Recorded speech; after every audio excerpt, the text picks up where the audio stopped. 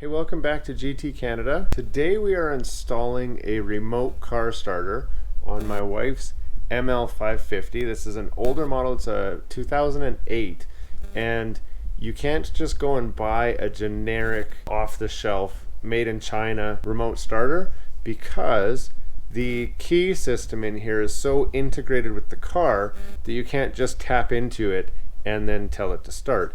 Even people have tried with like boxes, key boxes and whatever, and it just doesn't work. So recently, manufacturers have come out with ways to essentially hack the Mercedes system to think there's a key in when there isn't really. So the install for this, it's actually a lot easier than one of the older systems that you would have used, but it does require a special tool. So I've got here the Mercedes EIS ignition removal tool. And I'm going to show you exactly how to use that in a few minutes here. But first, let's talk about the system that I got. So this system is a factory install system, so it works with your regular key fob.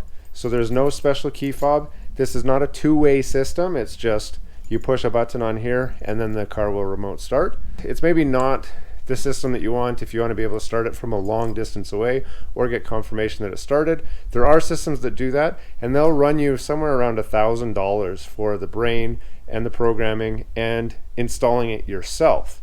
To pay somebody to have it installed would cost you even more on top of that.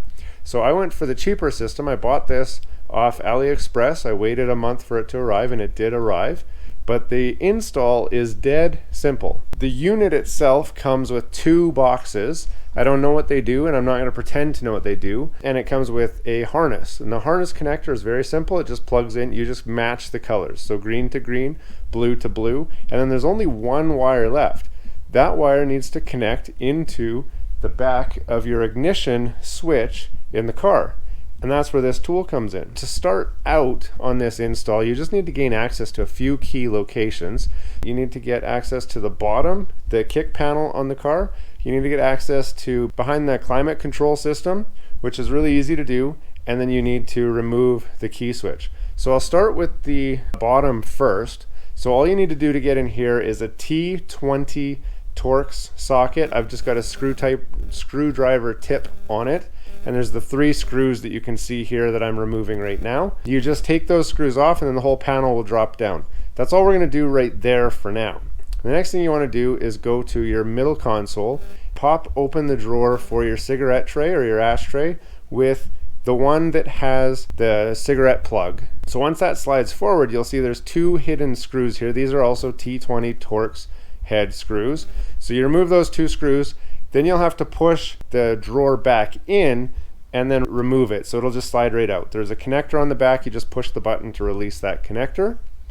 Then you're going to pull gently but firmly from the bottom on the front bezel of your climate control system. So this bezel is just held in with clips. There's no screws or anything. It'll feel like it's going to break. If you have a panel removal tool, it might be helpful to get that behind and help kind of pry on it.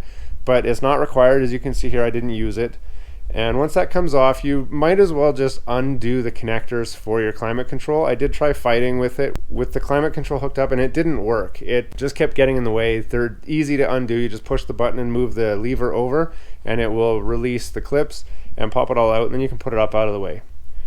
Then you have just the final little tray that is in place, and this is just held in with pressure clips, so you just give a good tug on it and it'll pop out. That'll give you access to behind the climate control. Now you're going to use this tool, which you just stick in where your key goes and turn it slightly, and you'll feel it kind of lock into position. What it does, these little fingers here will go into just a little notch inside that panel and then twist counterclockwise, and then it'll just pop the front cover off. There's like a lock ring. It'll pull that lock ring off, and then the entire switch assembly will just kind of fall down the back. Now you're able to reach behind where the climate control was and pull that key switch out to the climate control area. Unfortunately, there's not enough wire to be able to pull it all the way out, but that's okay. There's only one connection here that we need to undo, and that will be, in this case, it was the white plug. I did try the black one first because that seemed like the one that I wanted to get, and it doesn't work. So fortunately, the whole system is very specific and there's no way to wire it wrong. So you just undo the white plug, plug that into the small box, and then there's a cord left hanging off of that which goes into the ignition switch where the other white plug was that you just took out. Something to note on that is mine, I had to kind of wiggle it to get it to pop and lock. It went in just fine, but it wasn't locking, and you want to make sure that it is snug and it's not going to fall out, because you'll have to go back there again if it does fall out, and your car won't start until it's connected. So you don't want to get stranded. So wiggle it around while you're pushing, and then give it a tug to make sure that it's locked in place. Once you're sure it's in place, I went down to the big brain box with the green connector, plugged that in, and then it actually pulls power off the OBD2 port. So it does have an OBD2 connector, but there is no communication over the OBD protocol. So you could, if you wanted to, cut that off and then hardwire the connection on the backside, which is what I'm going to do. But for testing purposes, I just plugged that in. So once you've plugged it in, you can give it a test. Make sure the doors are closed, hit the lock button 3 to 5 times, and it should fire right up. You want to make sure it's doing that before you close this all back up. Otherwise, you got to go back to it all again. So once I've confirmed that it's starting, I put the ignition switch back in place, locked it in, and then I moved the module over to the side and then just put it all back together. So you just connect your climate control back up. Make sure you put the drawer in first. I made that mistake. I didn't put the drawer in. So put the drawer in first, then put the climate control in, then put your cigarette tray, your ashtray, and your cigarette plug back in. Don't forget the 2 screws to hold it in. Then you can go down to the bottom where the main module is, and that main box will just kind of tuck up there nicely. You can zip tie it in place if you want so it doesn't fall down or anything. I just put it there. I know I'm going to have to go back. This is actually a gift for my wife, so I don't want to have the OBD2 port hanging out until she knows that this is her gift, which means she's got to unwrap it first. So since she hasn't unwrapped it yet, I'm just going to tuck the OBD2 connector up inside here now as well, and I'll dig it out after, cut it off, and hardwire that connection.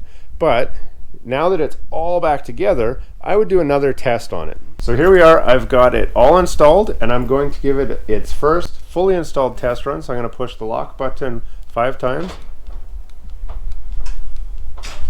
And now you can see it's not, I got no hands on here, there's nobody in the car, and it should fire right up. Okay, so I'm going to do a test of it. This is the first test. So we want to hit the lock button or the unlock button, and then the lock button. It says 3 to 5 times, and then the lights, the signal should pull in and they'll start flashing, and then it should fire up. So I'm actually not going to test it again because I left the OBD2 connector unplugged so that my wife wouldn't find out. So now I look like a fool on camera because I have already tested it, but I wanted to do one on the video from the outside, but too bad I didn't.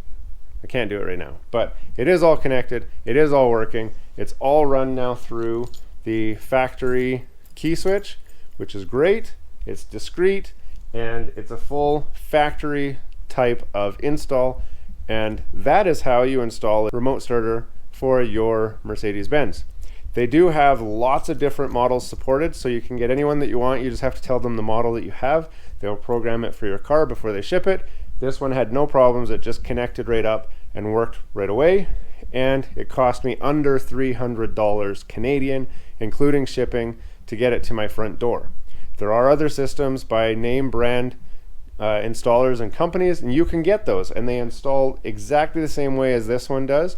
They are just, those ones are reprogrammable, so you can put them in almost any vehicle. These ones, I don't have a programmer, so I can't change the vehicle this is for. So once it's on this car, it's on this car forever, or this type of car. So I hope you enjoyed this video. Be sure to check out some of the other videos over here, and don't forget to subscribe to the channel, and we'll see you again next time. Have a great day.